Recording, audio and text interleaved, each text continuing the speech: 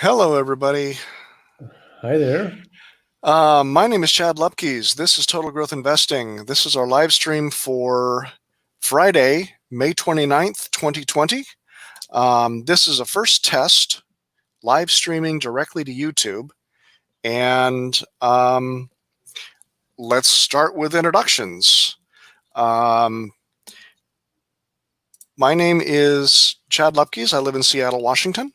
Total Growth Investing is a pet project of mine that I started about 6 months ago. After realizing how much I was losing by focusing on high dividends, and I did enough research to realize that that was a bad way to build a portfolio, and I've been working on improving ever since. I came up with a ranking list. It's a ridiculous ranking list with 673 stocks. I know it's ridiculous, but I have fun with it. And last April, I started a live stream on the Dividend Growth Investing group on Facebook. It's a private group, but we've been growing like crazy, especially since the COVID-19 lockdown started in March. And with so many people coming into the market, we were getting a lot of questions about how to choose better stocks, how to improve my portfolio, what do you think of this stock, that stock, the other stock, and basic questions.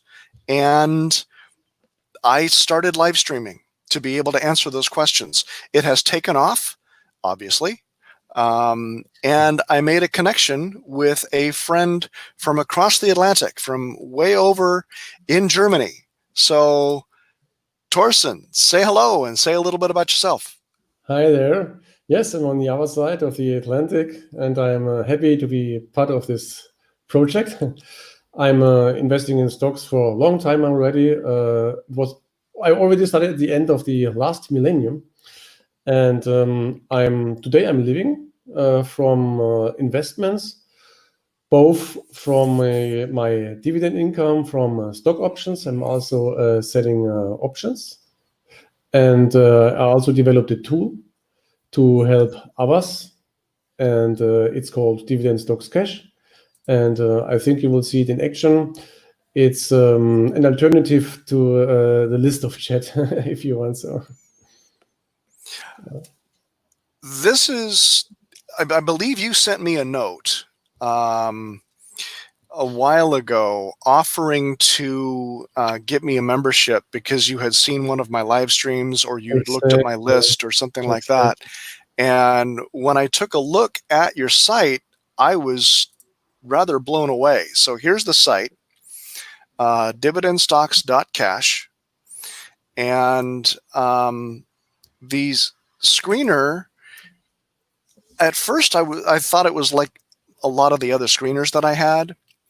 But then I started realizing that you had implemented something that I've been recommending that I don't see hardly anywhere else. And that is a ranking list, an ability to identify the different criteria that you want to see in a stock, in stock valuation metrics, whether that be stability, whether that be growth, dividend stability, things like that. And then have your list that shows up ranked by those rankings, by those criteria. So just as an example, this is the default ranking. And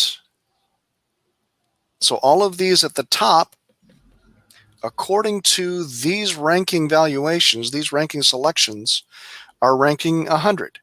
And you have 1,018 stocks on your list right now. Mm-hmm. And you can scroll down and see how your stock is doing. You can put in a symbol like Microsoft. You can also search by name. You can create a specific filter. There's a lot that goes into this website, and I wanted to show it off. But first, how how do you choose what stocks go onto the list and what stocks you want to add?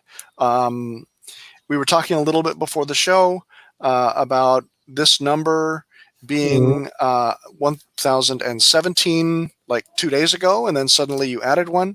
So how do you choose what goes onto your list? The objective is to help investors to find promising stocks for their own portfolio. And basically, we need as much stocks in this screener to enable everyone to find enough stocks for his own portfolio. So you don't need all 10 or 20,000 or about 40,000 stocks which trade worldwide, because we try to limit ourselves to the most promising stocks internationally. So it's not only US stocks or stocks from US and Canada, but it's stocks from America, from Europe, from Asia, from Australia also. And two types of stocks, basically. First, the really promising stocks, depending on long-term profit growth. And second, popular stocks. So there are stocks which didn't make their investors very happy at least for the last years. For example, General Electric. But General Electric is a very common stock, very popular one stock still. And if I hadn't the stock in the screener, many people would wanted it for me to edit. And that's, for example, why the S&P 500 is completely covered in the screener, and our major indices like the German DAX, for example, is also. So first, big stocks, either popular stocks, big companies, and second, promising stocks. And there are also, of course, stocks of big companies which are also promising. Right. So stocks like Tesla and all the new up-and-comers. So what was the new one that you added? Well, let me look. You want to share your screen? In the sorry? Do you want to share your screen? Yeah, of course, if I get it. If I'm allowed. Of course. I'm sharing. Here we are, and here is the screener. So the stock is called Dixcom, and it's a new entry in the S&P 500. It entered, if I remember well, for Allergan. Sometimes I have problems with pronunciation, so I beg a pardon.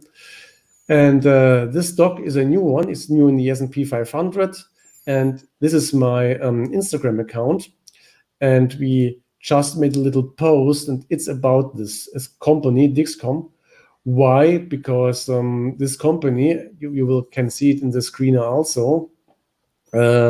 It made nice capital gains in the last years. So this is a stock price, and the stock price starts here in 2013. So the company is not listed for a very long time ago, and now the stock price is about 10 times as high as at the beginning or at the end of 2013. So it's a 10-bagger. And if you connect these points, then you see that you got an annual yield of 44% each year. Your total return was 44% on average. Okay, we have as very often we have different phases.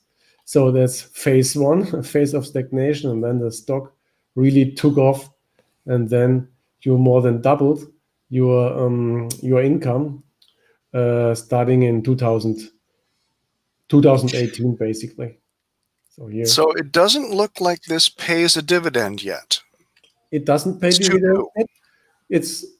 I just said to you in the introduction, it's a little bit like Tesla.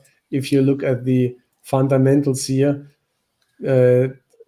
first they post losses. It's the reported earnings here. They post losses, and now they enter the green area, and operating cash flows at least, were positive for a long time already, and adjusted earnings also positive.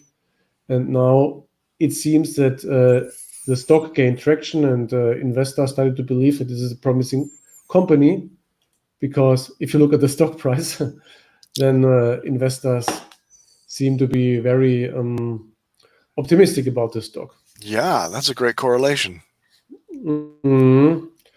But I can't say a lot about this company. It's just yesterday evening that I added the stock, and I found the stock because it was new in the S&P 500, of course. But then I saw that the capital gains of the last years were extraordinarily high, and I will fundamentally cover this stock maybe in the future, but I did not really had the time to dig deeper into this company. So I'm looking on Seeking Alpha, Yeah. and they've been around for a while. They've been around for at least 10 years because they've got a full 10 years of metric. Let's go to key data. No, they don't. That doesn't mean just because you have fundamentals doesn't mean that they already made their IPO or were traded on the stock exchange. For example, here we have data starting from 2001 already, so about 20 years. But their IPO may have been much later. Although here, stop. I see that here I have stock price starting at the end of 2005. But here we start in 2013 only. I need to figure out why that late. I'm not sure why we start here. Okay. We have no fair values from 2005 to 2012. Okay. We have no fair values for this long period from 2005 to 2012 because the algorithm is not able to calculate any PE ratio because they always posted losses. They had negative earnings, both reported and adjusted, and they had negative operating cash flow. So until 2013. You see here they start with operating cash flow of $0.03. Starting from here, we can calculate the first ratio in 2013. Okay. And then you see it here. It's 133. It's not the price earnings ratio, or it's a price earnings ratio, but based on operating cash flows. That's why we started very late for this company. Okay. So they needed a lot of time to become positive here. 12, 13 years. Well, to get a positive cash flow. But they made it. They certainly made it. You see the revenues here. $0 million. $0 million in 2002. $0 million in 3, 4, 5. In 2006, after at least 5 years of existence, they made $2.2 million US.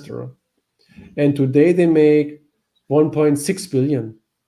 So things take off, obviously, here. Sorry about that. So someone's calling you. Yeah, someone's wishing me a happy birthday. Okay. Well, that's interesting. And the total, like I said, the total return for 10 years, according to Seeking Alpha, is 3,336%. Let us check. How much? 3,336.18. Yeah, okay, I have 3,440. Okay. Everybody calculates a little bit differently, and I think yours is more accurate because your calculations are day to day. Theirs kind of run in blocks of a week or a month or whatever. I'm not sure how their numbers are actually determined, but that's pretty darn close. It's even updated each hour. Oh, wow. Calculation. Mm-hmm. You see it here, last update, 1852. So about but a half hour ago. Okay. Mhm. And that's constantly running, constantly getting the feed from the markets? No, you don't see green and red lights here, making you nervous. It's Okay. updated behind the scenes once each hour, and if you make browser refresh, then you get the new data. Got it. Okay. If you only keep this open, always keep this open, then this never changes. This of course changes the charts if you load new chart. If I make a Okay. reload like this, and you get the brand new data. Okay. Mhm. So tell us about the filters and how we can filter. Mhm. Mhm. One thing you already, which came to your mind, obviously, first was the ranking. You see it very early that there's something special. You see also these rainbow colors, but there are also other things which are unique or nearly unique. Or you don't find it very often. And the filter, for example, the filter itself is nothing very special, but if the filter is useful or not depends on the matrix you can apply the filter. And our task here on the screener is to help you find the most promising stocks of companies increasing the earnings in the long run.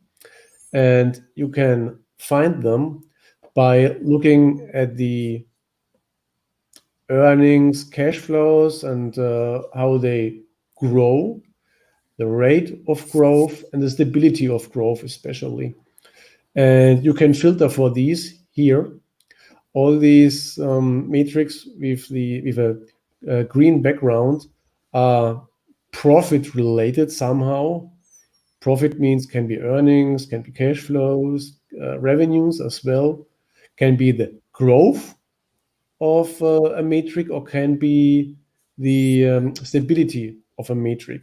And especially these stability metrics aren't well known.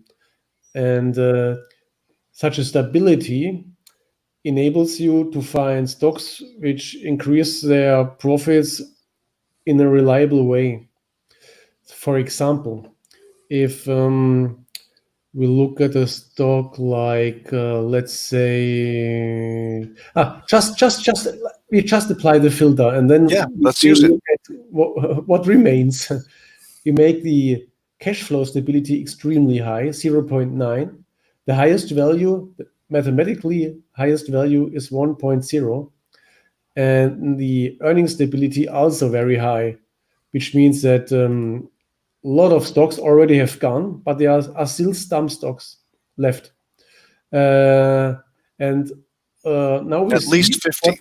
what 50, 169. So 169 stocks of companies. Not all of these companies pay dividends, but some do. Some are even dividend aristocrats, as I see here. Okay. This one is a dividend aristocrat, for example.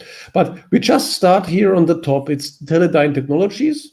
And then we just select the stock, and we look, or we see now, how stable growth looks like. It's like this.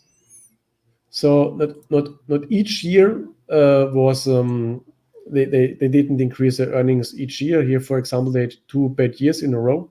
But since then, nearly every year, they increased both the cash flows and both the earnings. And if we look at another stock, which is called Match Group, that's a new one. You also see that here is an earnings growth and operating cash flow growth. Yeah. Here is another one growing. Here comes the next one. Here, the metrics don't take into account the future. So these are the estimates.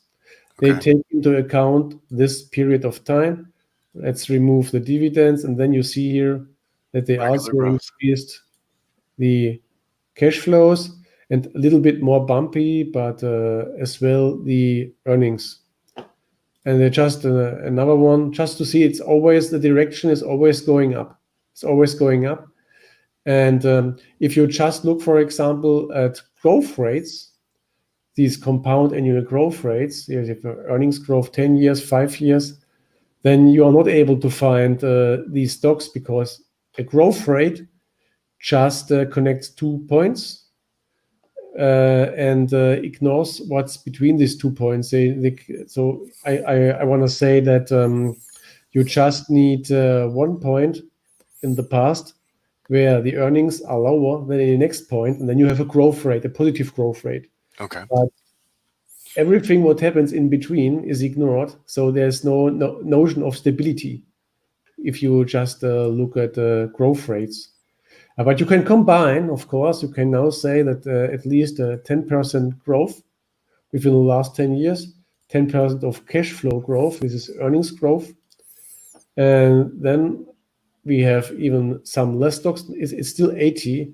Now you have here Alimentation Couche-Tard, for example, and here you see also this upward trend, and it's with all stocks, they all have an upward trend here. There's no exception. And that's thanks to the matrix. And that's how you find promising stocks. And if you're a dividend investor now say, but I want the dividend stocks, then of course you can filter by dividend yield, for example. It will become difficult to get a high dividend yield if you explicitly filter for stocks with very good fundamentals based on growing profits. Right. I've noticed that on my TGI ranking list. The higher their growth rate, the higher their steady growth rate over 5 or 10 years, the lower their payout yield. Exactly. Because they're putting so much of their profits into growing the business that they don't have extra to be able to send out to shareholders. This is one reason. But there's also another reason. The other reason is that dividend will probably never be very high for such high quality stocks, high quality growth stocks, because they make capital gains. The stock price goes up, and this puts pressure on the dividend yield. The higher the stock price, the lower the dividend yield. Okay. But let's see, for example, here, if you find a dividend stock which really is a dividend stock for many investors, maybe more than 2% dividend yield, and then we still have 16. And they are from, here you see that they are international, many stocks from the United States, but 2 stocks from Russia, for example, 1 stock from Canada, and 1 stock from Spain.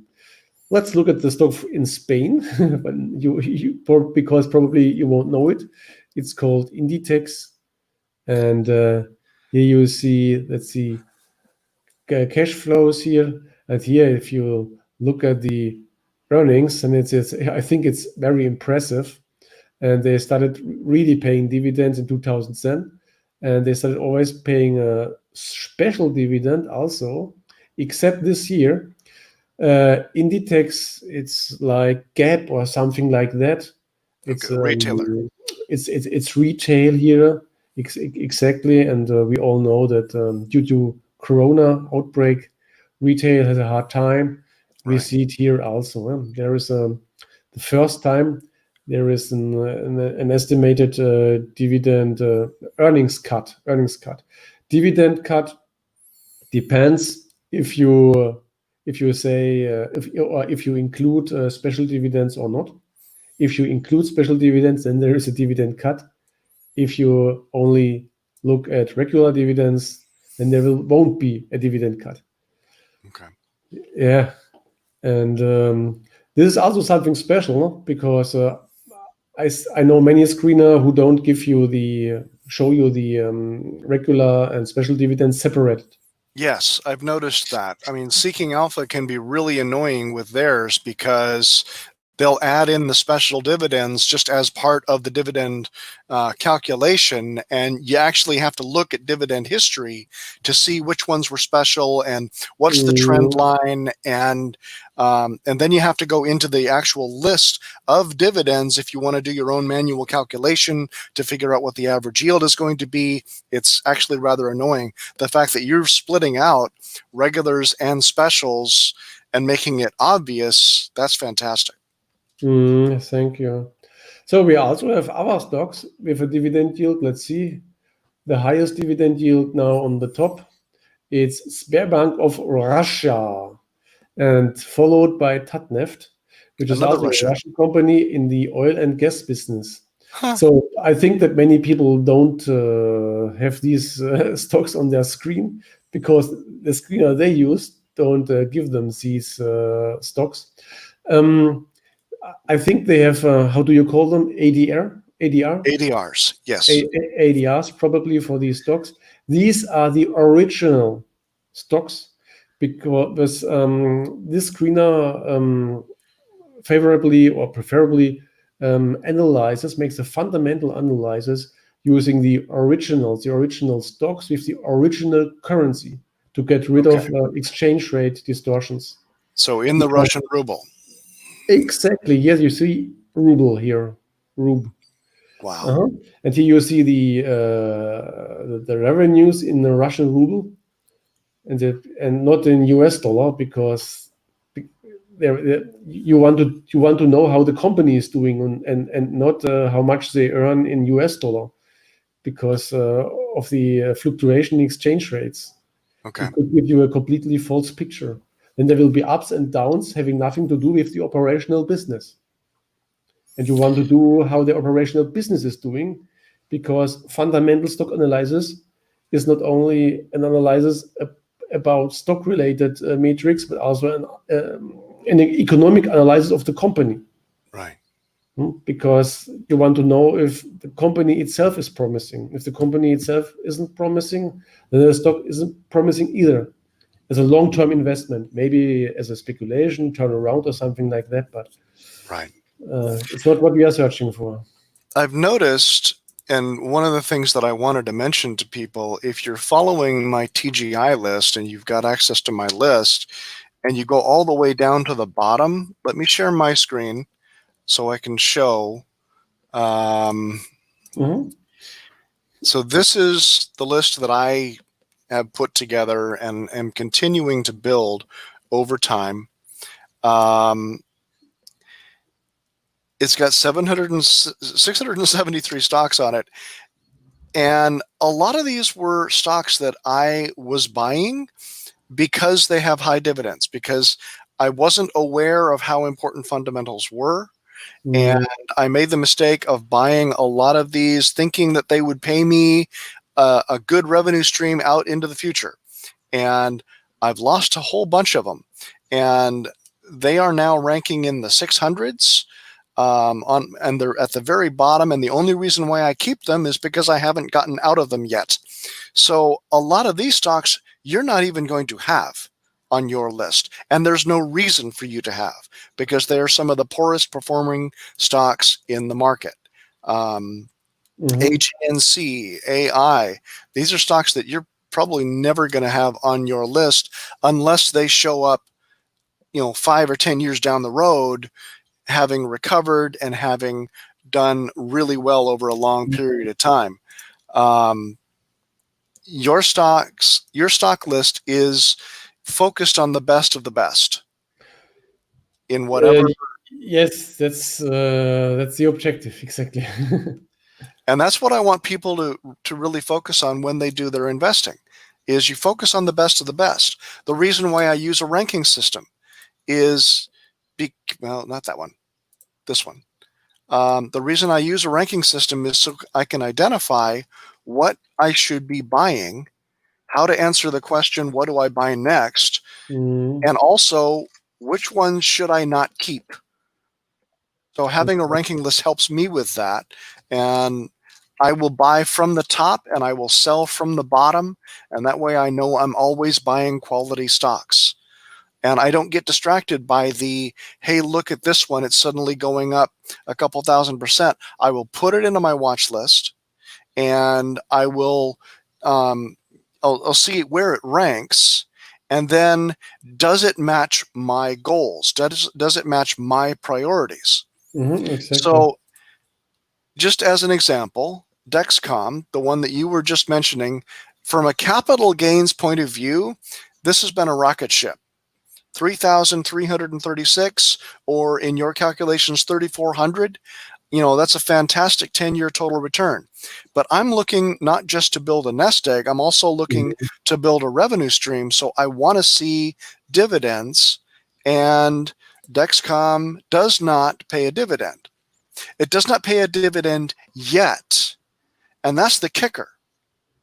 For a lot of people, they'll buy into this for the capital gains, and then when it starts earning enough income to be able to pay a dividend, they will, and they'll pay a really good dividend. Let me move this over here and share this screen instead. There we go. So I'm going to add this to my list, and we'll see where it ranks on my TGI list. I'll just do this right here on screen. What do I replace? I not only sell the ones from the bottom of my ranking list, I also replace the ones on the bottom of my ranking list. You can see the ones that I own in italics. So the first one that is not in italics is Ellington Financial, which is a mortgage REIT that has not done very well. So I want out of this. Let's replace this with Dexcom.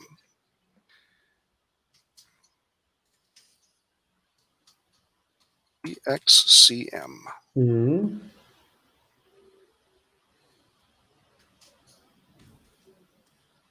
So they don't pay a dividend. So highlight that in red so it's visually noticeable. Come on, red. Okay. And my computer is slow as always. There we go. So they don't pay that. Let's look for fundamentals. And Seeking Alpha.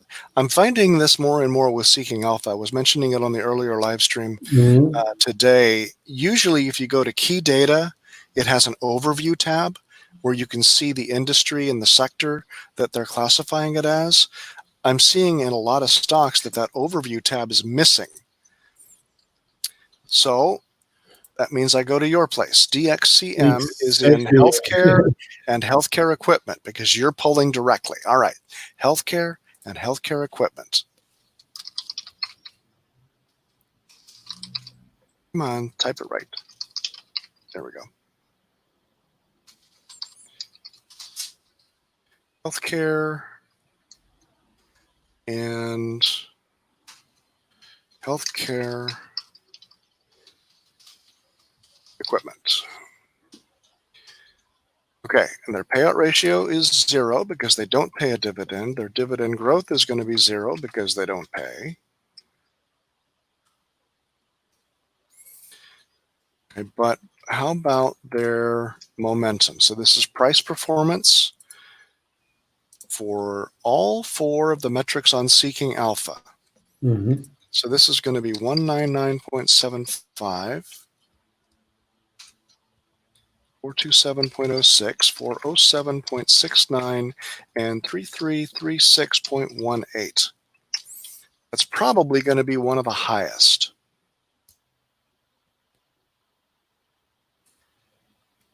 Let's see how the rankings update here. Come on. So this ranking list, like I said, it has 673 stocks on it, and it recalculates every time that I make an adjustment. All right, so it's number 4. What's number 1 on your list? Good question. Let me finish this and we'll see. So I'm going to, I add payout ratio if it pays a dividend. If it doesn't, or the payout ratio is 0, then that shows, the colors show the difference in how the calculation is done. So if it's gray, that means that I'm not including payout ratio because the payout ratio is either not available or 0 because they don't pay one at all. So let's see, which one is the top? First off, they rank at 187 on my list. So based on total growth investing, they're good, but 577 means basically zeros, and 187 total. One other measurement, how are they on price growth ranking? And they are number one. Okay. So what that means is that, and let's sort it by this ranking first, and then we'll be able to see how, which other stocks land at the very top. At the moment, your screener, the image of your screener is a little bit small, too small for people to really discern something. Maybe you. Thank you. Exactly. Now it's. There we go. Mm-hmm. So you were seeing me struggling more than anything else. Okay. So you can see number 2 is Neurocrine Biosciences. Number 3 is QQQ, the NASDAQ Pro Shares. I don't see a number 1. Where's the number 1? Okay. But overall, really quick, and we'll get back to that, the top one is Dexcom. And the reason why it's the top is because the average ranking for price growth over these 4 time periods is lower than anything else. So the average of these 4 numbers is 5.75, and that's the number that I use to calculate that. Let's actually bring number 1 to the top by sorting by 10-year. And that's going to be PaySign, which has a 10-year total return of 17,750. Okay, that's that's insane. That is just flat out crazy. But that's number 1, and the new one, Dexcom, is number 4. So I love adding stocks like that, so thank you. And I can do a filter on yours, correct? Exactly.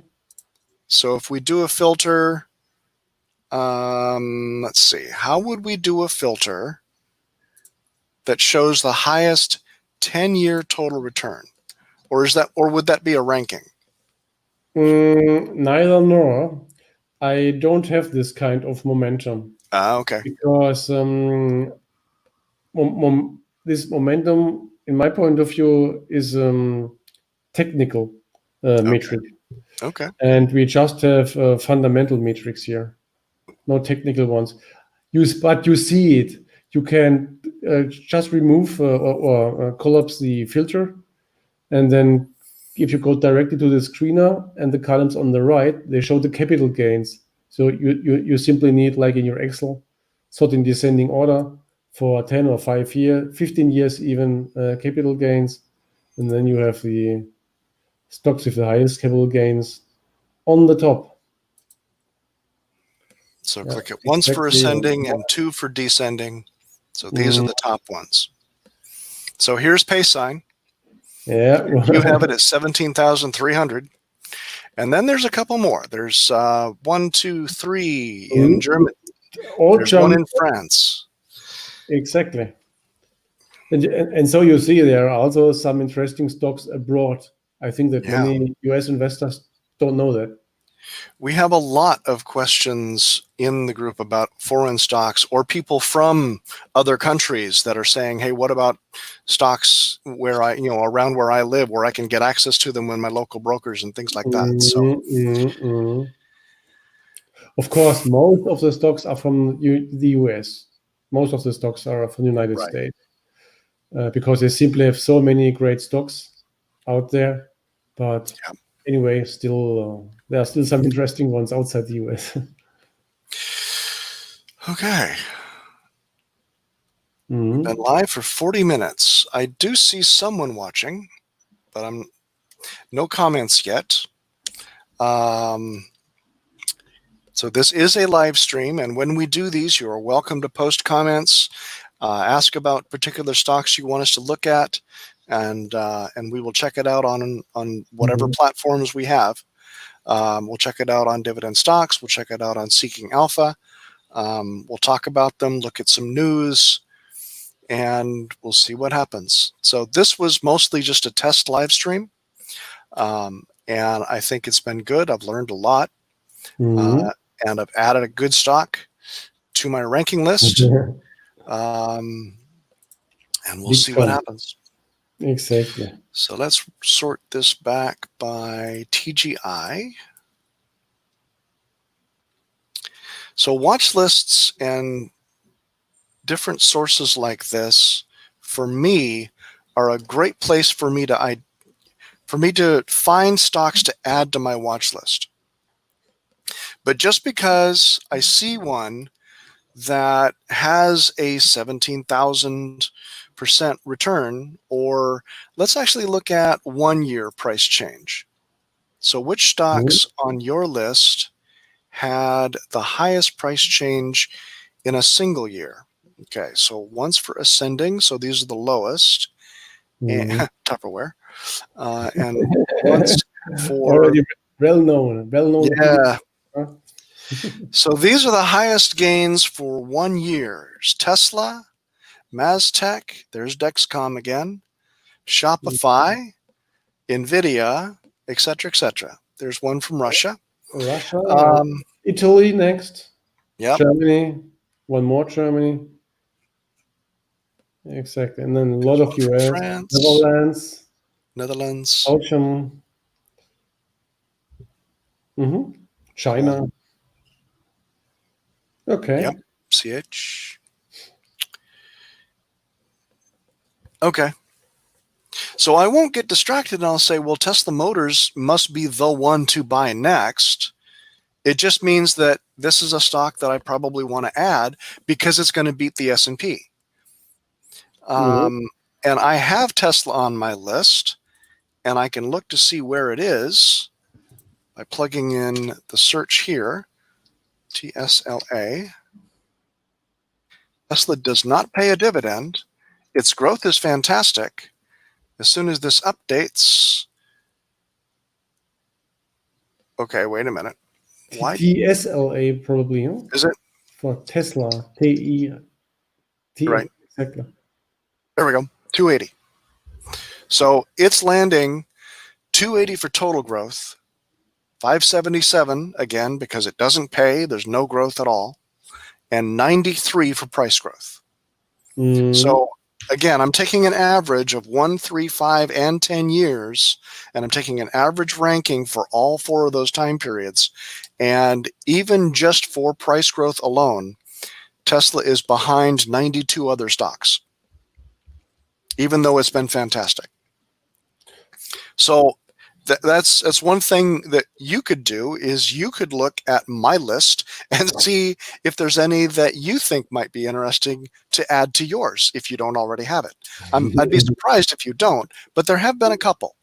But you're welcome to take a look. I'm constantly checking for or looking for new stocks, and mostly my community does it for me. So I get on a daily basis, I get new propositions of stocks, and then I have a list of candidate stocks, and I make kind of checks how many people already requested this stock, and either if there's a lot of requests for one stock, or I'm enthusiastic about a stock, then I can add it immediately. Nice. So the list populates. Okay. Or like for Dixcom, if the stock enters, for example, a big index like the S&P 500, then it also gets included. Okay. That's the way it goes. Okay. Well, I think this was another good test. So the last test that we did on Wednesday was directly to the Total Growth Investing Facebook page.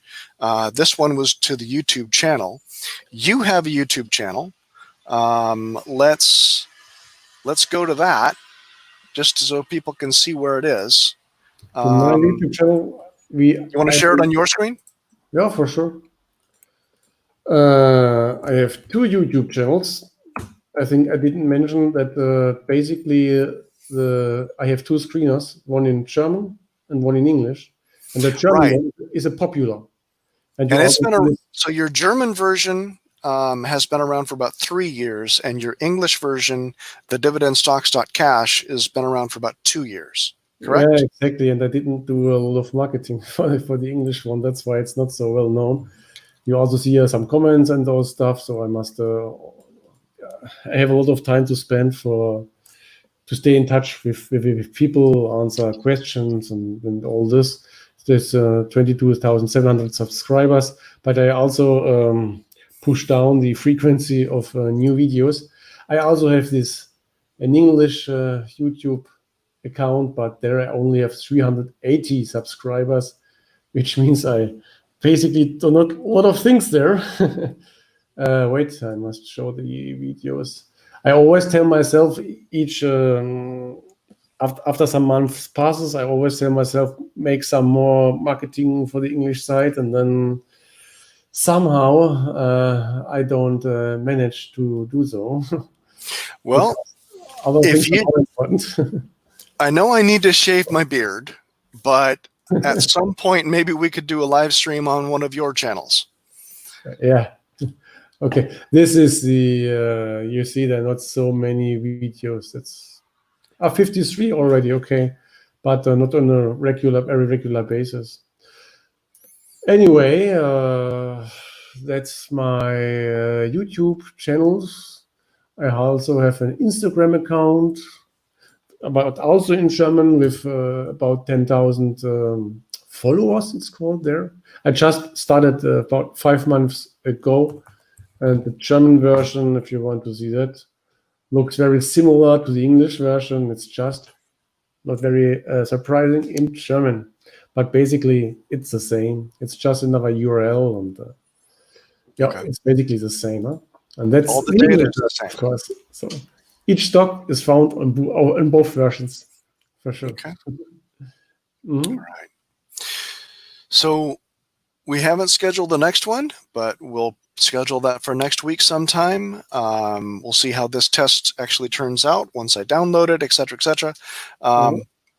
We're not professionals. You can certainly tell that. This is a live stream with bloopers. And I do have an affiliate link to the dividendstocks.cash website, which I will share in the comments and description of this video.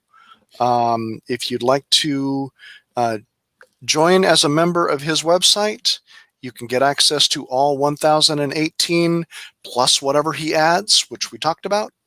And that will give me a kickback. And I really appreciate those. I appreciate the positive feedback that everybody has been giving to me over the last month. And I'm going to continue to build this, and we'll see where it goes. The feedback that I've gotten on my ranking system has been positive enough to encourage me to keep going. And I just want to see what I can build. So we're going to end this stream. We'll be back next week talking about another stock, if he finds another good one, talking about what's happening in the news, which we'll have to plan out. I would love to get a German perspective on how we're recovering from the COVID-19 through the various countries and things like that. So thank you, Torston, and thank you. We will be back. This was a good. Bye.